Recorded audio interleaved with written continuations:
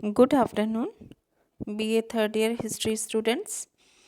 आज हम एक नया टॉपिक ले रहे हैं जो कि हमारा है ब्रिटिश शासन में कृषि का वाणिज्यकरण और उसका प्रभाव। कि जो ब्रिटिश शासन व्यवस्था थी उसके अंतर्गत कृषि का क्या जो उन्होंने नीतियाँ अपनाई थी, जो उन्होंने हमने पढ़ा था भू राजस्व की व्यवस्थाएं वगैरह पढ़ी हमने, तो उसका कृषि पर क्या प्रभाव पड़ा वो आज हम देखेंगे। ब्रिटिश शासन व्यवस्था में कृषि का वाणिज्यकरण और उसका प्रभाव। ब्रिटिश सरकार की भू राजस्व कर नीति ने भारत में न केवल जमींदार और भूमिहीन किसान जैसे नए सामाजिक आर्थिक वर्गों को जन्म दिया, अपितु देश की आर्थिक स्थिति को भी उसने पूंजीवादी हितों के अनुरूप ढाल दिया। इस नीति ने कृषि उत्पादन पर विपरीत प्रभाव डाला।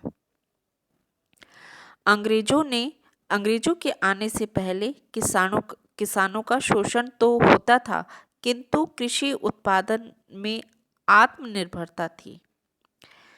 ठीक है कि भाई कृषियों का जो ये माना जाता है कि जो उसने अंग्रेजों ने जो भी कर लगाए या जो भी नीतियाँ उन्होंने किसानों के लिए अपनाई उससे किसानों का शोषण हुआ। लेकिन शोषण तो पहले भी होता था, लेकिन कृषि उत्पादन में भारत था वो आत्मनिर्भर था। लेकिन जो अंग्रेजों के आने के बाद वो आत्मनिर्भर नहीं रहा। अंग्रेजों के आने के बाद कृषि उत्पादन में भारी गिरावट आई। इस गिरावट के लिए अंग्रेजों की जो कृषि नीति थी वो बहुत ज़्यादा उत्तरदायित्व मानी जाती थी। इसका क्या प्रभाव हुआ था कि इसका प्रभाव ये हुआ था कृषि पर जो बोझ है वो बढ़ता जा रहा था। 1813 ईस्वी तक ब्रिटिश कंपनी ने व्यापारिक क्षेत्र में एकाधिकार रखा। इस कारण शिल्प, दस्तकार, कारीगर बड़ी संख्या में बेरोजगार होकर शहरों से गांव की ओर जाने को विवश हुए, जहां उन्हें कृषि को जीवन उपार्जन अपना साधन बनाया रखा था। इस प्रकार कृषि पर निर्भर रहने वालों की संख्या बढ़ गई, जिससे भूमि का विभाजन और उपविभाजन प्रारंभ हुआ। भूमि के विभाजन से भूमि की उपलब्धता, कृषि उत्पादन और कृषि में लगे हुए लोगों की संख्या के बीच असंतुलन पैदा हो गया। और जो उनका जो कृषि के वाणिज्यकरण से क्या है, कृषि के उत्पादन में भी जैसा कि मैंने बताया कि उनका जो शोषण तो हो ही रहा था और कृषि के उत्पादन में भी गिरावट आई थी। भूमि पर आश्रित लोगों की संख्या बढ़ने से कृषि उत्पादन में भारी गिरावट आई, क्योंकि भूमि सीमित थी। अंग्रेजों ने इस गिरावट के लिए भारतीय कृषि भूमि की उर्वरकता और उसकी अकुशलता को उसने उत्तरदायित्व कि वो चीज़ें उत्तरदायित्व है कि भारतीय कृषि व्यवस्था ही सही नहीं है, उर्वरकता उसकी सही नहीं है, इन चीज़ों को उसने उत्तरदायित्व बताया अंग्रेजों ने। किंतु वास्तव में उत्पादन की कमी का कारण भूमि की अनवरकता या उसकी अकुशलता न होकर कृषि पर बढ़ता हुआ कारीगरों का बोझ, कृषि हेतु सिंचाई के साधनों का अभाव था तथा किसानों के पास पूंजी का अभाव भी था। जो जो ब्रिटिश सत्ता का विस्तार होता गया, सरकार का खर्च बढ़ता गया और लगान भी वृद्धि की जाती रही। लगान चुकाने में असमर्थ होने पर बहुत से किसान खेती के कार्य से अलग हो जाते थे। ईस्ट इंडिया कंपनी को बंगाल में दीवानी का अधिकार प्राप्त होने से पहले बंगाल के नवाब मीर जाफर द्वारा 1764-65 ईस्वी में 8.18 लाख पाउंड का लगान वसूल किया गया।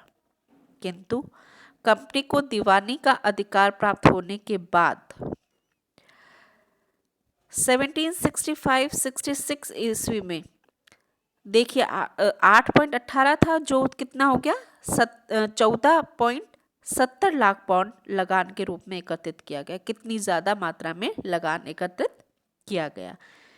एक बार लगान वृद्धि का जो क्रम चालू हुआ वह चलता ही रहा।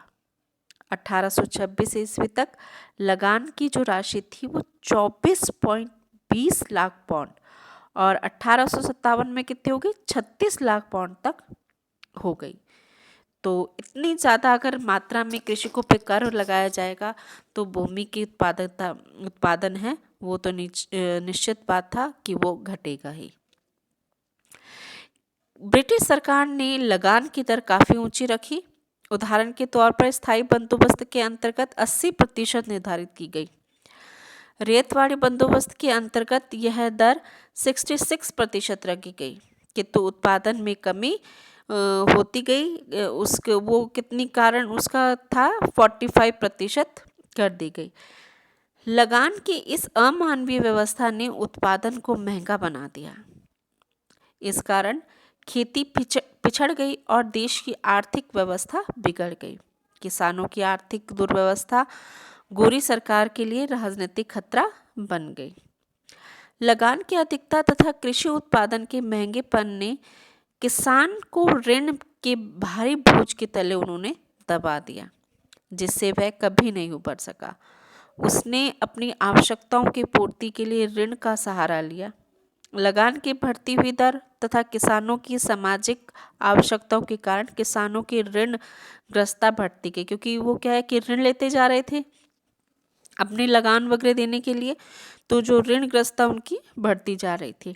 ब्रिटिश सरकार ने किसानों के ऋणग्रस्तता का कारण लगान की अधिकता नहीं बताकर किसानों की फिजूल खर्ची और सामाजिक तथा पारिवारिक उत्सवों में धन का फूकना, उनकी ये सब कुछ आदत है, वो बताया, जो कि सत्य नहीं था।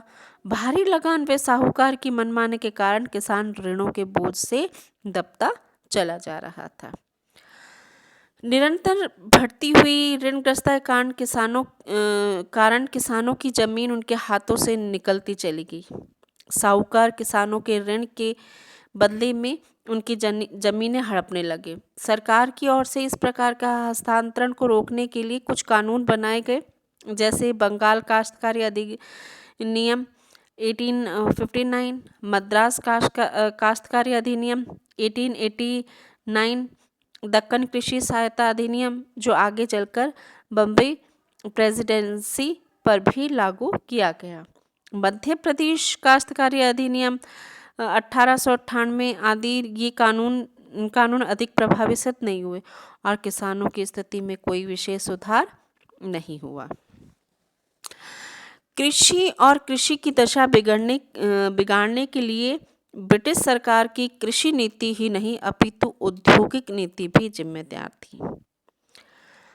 1813 ईस्वी में चार्ट एक्ट द्वारा कंपनी का व्यापारिक अधिकार समाप्त करके मुक्त व्यापार नीति अपनाई गई। अब भारत केवल एक पूंजीवादी व्यवस्था को सुदृढ़ करने वाला देश ही नहीं अपितु ब्रिटिश पूंजीवादी के लिए एक मंडी भी बन गया, जिसके कारण स्थानीय कुटीर उद्योग नष्ट हो गए। चूंकि इंग्लैंड में औद्योगिक क्रांति उफान पर थी, अतः इंग्लैंड को उसके उद्योगों के लिए सस्ता माल की आवश्यकता थी। इस कारण भारत कच्चे माल का उत्पादन करने वाला देश बनकर रह गया। अब भारत को ब्रिटिश में बने माल की खपत करने वाला बाजार और कच्चा माल उपलब्ध कराने वाले उपनिवेश की दोहरी भूमिका निभानी थी। भारत को अब केवल उन्हीं वस्तुओं का उत्पादन करना था जिनकी इंग्लैंड की मिलों को और इंग्लैंड वासियों को आवश्यकता होती थी। ये उनकी नीति थी व्यापार के संबंध में। इसके अतिरिक्त भारत में पूंजीवादी व्यवस्था के बढ़ने के साथ साथ नई लगान नीति के कारण किसानों को अब नगद राशि की आवश्यकता थी। इसलिए अब किसान भी उन फसलों को उगाने के लिए विवश हुए जिनका बाजार में क्रय विक्रय हो सके। इसलिए इससे पहले किसान केवल उन्हीं फसलों को उगाता था जिसकी खपत स्थानीय स्तर पर होती थी। इस प्रकार उत्पादन के स्वरूप और प्रकृति के मूलभूत परिवर्तन हुए और भारत कृषि का वाणिज्यीकरण हो गया। नकदी फसलों की अवधारणा का विकास। भारत में ब्रिटिश सत्ता स्थापित होने से पूर्व उन जिलों जहां उत्पादन होता था जो कृषि परिवारों के दैनिक उपयोग के लिए आवश्यक थी तथा जिनका उपयोग विनिमय के लिए हो सकता था। ब्रिटिश पूंजीवाद के हस्तक्षेप से भारत का किसान केवल वे ही फसलें पैदा करने लगा जिनका देश और विदेशी बाजार में अधिक मूल्य मिल सके। इस प्रकार कृषि के जो मूलभूत स्वरूप में परिवर्तन हो गया और अनेक स्थानों पर कुछ निश्चित फसलें उगाई जाने लगी, जैसे बंगाल में केवल जूट की खेती पर और पंजाब में केवल गेहूं की और कपास की खेती पर अधिक बल दिया जाने लगा। बनारस, बिहार, बंगाल, मध्य भारत तथा मालवा में अफीम के व्यापार के लिए पोस्त की खेती को बढ़ावा मिला। बर्मा में चावल की खेती बढ़ी। भारत सरकार द्वारा इन कृषि उत्पादों को बढ़ाने के लिए किसानों को अग्रिम राशि भी दी जाती थी। 1853 ईस्वी में भारत में ब्रिटिश पूंजीवादी द्वारा किए गए पूंजी निवेश के कारण नील, चाय, कॉफी, रबर आदि की खेती पर अधिक जोर दिया जाने लगा। भारत में यूरोपीय और ब्रिटिश पूंजीवाद की पहली पसंद चाय, कॉफी, रबर, नील की खेती थी। इन फसलों के लिए उन्हें यूरोपीय बाजार में अधिक कीमत प्राप्त होती